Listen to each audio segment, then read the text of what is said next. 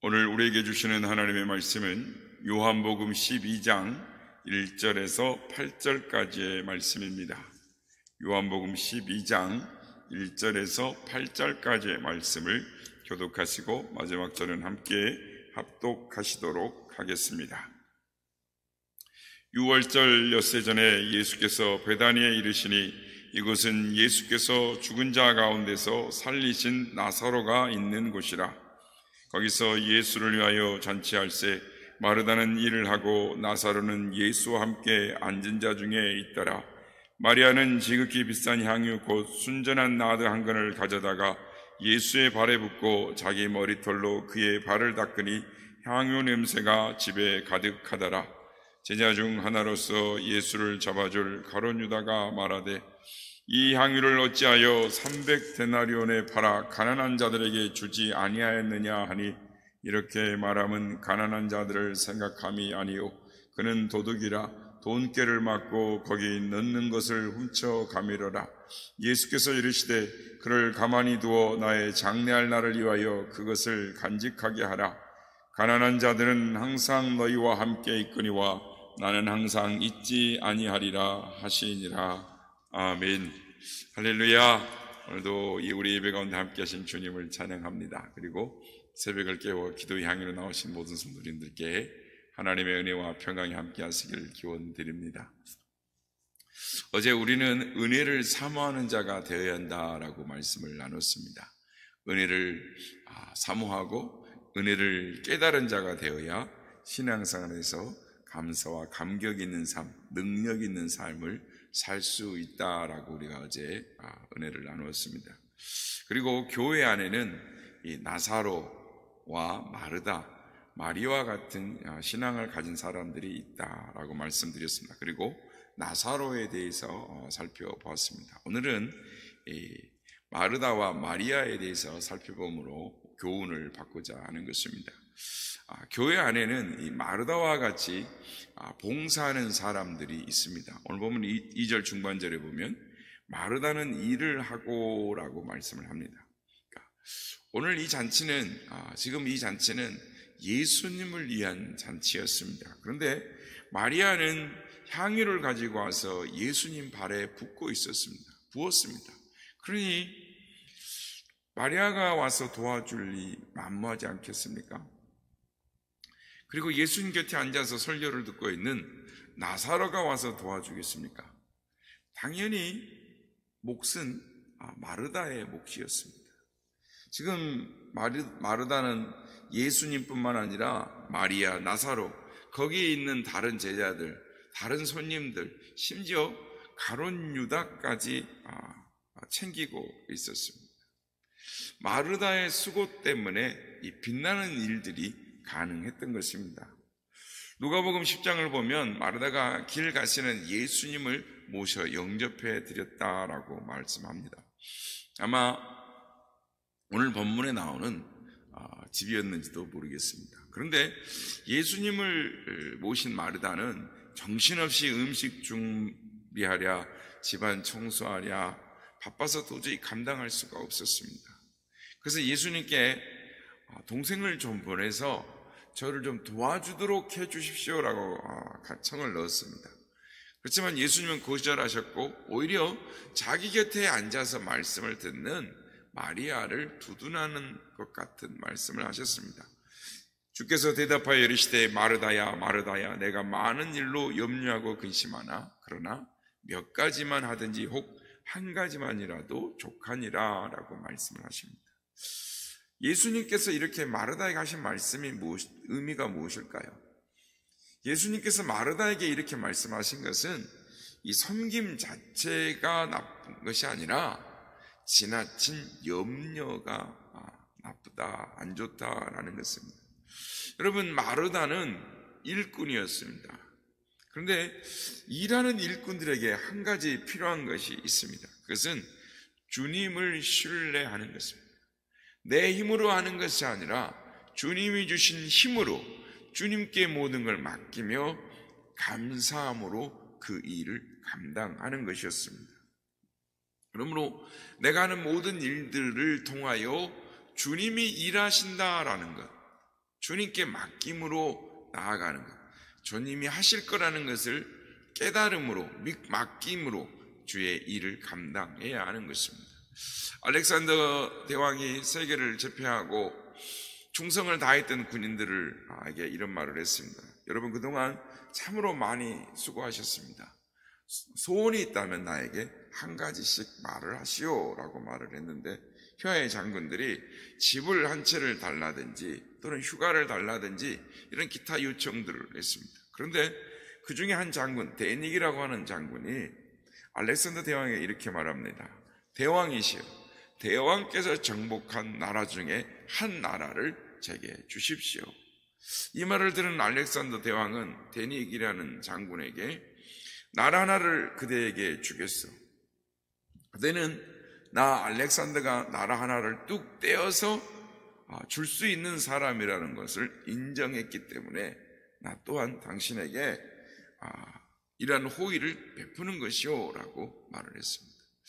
우리가 잘 아는 설교의 아버지 윌리엄 캐리는 위대하신 하나님을 믿으라, 위대하신 하나님께 기도하라, 그리고 위대하신 하나님께서 위대한 일을 이루어 주실 것을 기대하라 라고 말을 합니다.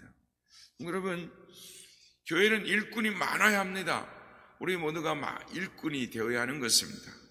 그러나 나의 힘으로 하는 일꾼이 아니라 하나님이 주신 지혜와 힘으로, 하나님의 신뢰함으로 하나님의 일을 감당하는, 하나님의 뜻을 이루어가는 우리 모두가 다 되시기를 예수님의 이름으로 축복합니다. 마지막으로 교회 안에는 마리아와 같은 열심, 즉 헌신하는 사람이 있어야 합니다. 3절 말씀입니다.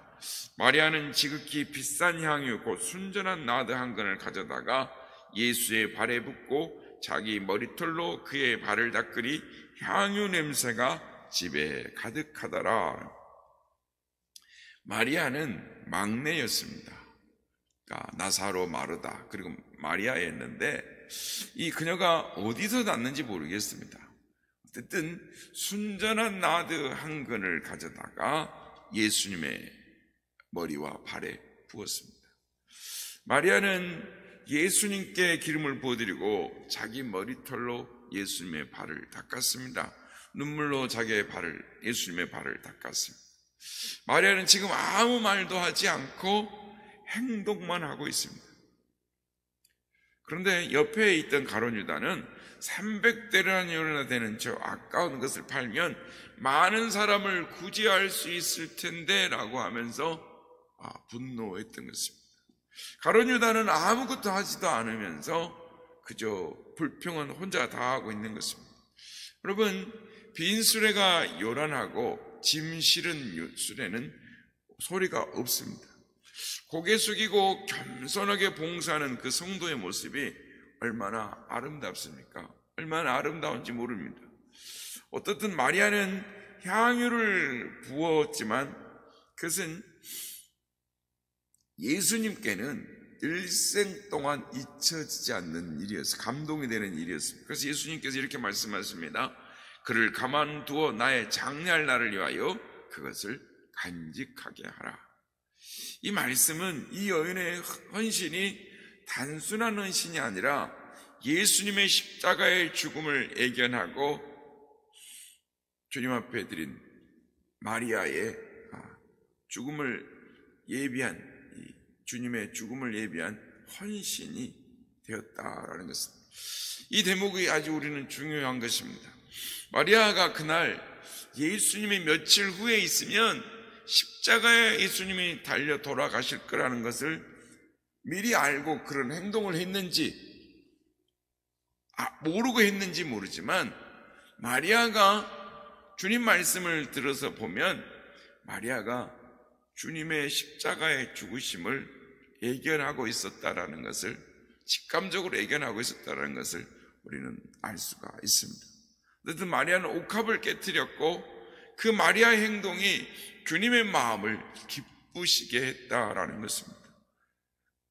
제자들 중에 특히 가룟 유다는 왜 가난한 사람들에게 주지 않고 이것을 허비하느냐 딴죽을 걸었지만 마리아는 적어도 예수님을 사랑하는 마음으로 예수님이 십자가에 죽으실 것을 예견하고 그것이 언제인지 모르나 주님 앞에 드리는 사랑의 헌신, 이 절호의 기회를 통해 주의 마음을 기쁘게 하는 봉헌의 은혜를 잊게 되었다라는 것입니다.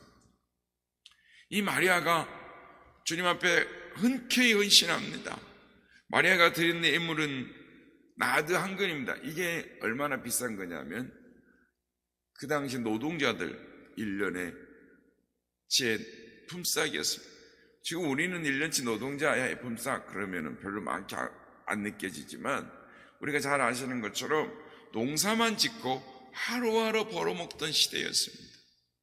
그런데 그 하루에 먹는 이 품삯을 중요하게 있던 시대에 여인의 몸으로 1년치 되는 300데나리온이어야 되는 그 향유를 드린다라는 거 쉬운 일이 아니었습니다. 그러니까 마리아는 흔쾌히 하나님 앞 예수님을 향하여 드리는 이 헌신을 통해 자신이 드린 이 헌신이 어떠한 결과를 나올지 예상하지 못했지만 결국은 예수님의 죽음을 예비하는 그러한 장례를 예비하는 그런 헌신이 되었다라는 것입니다. 마리아가 어떻게 이렇게 할 수 있었겠습니까?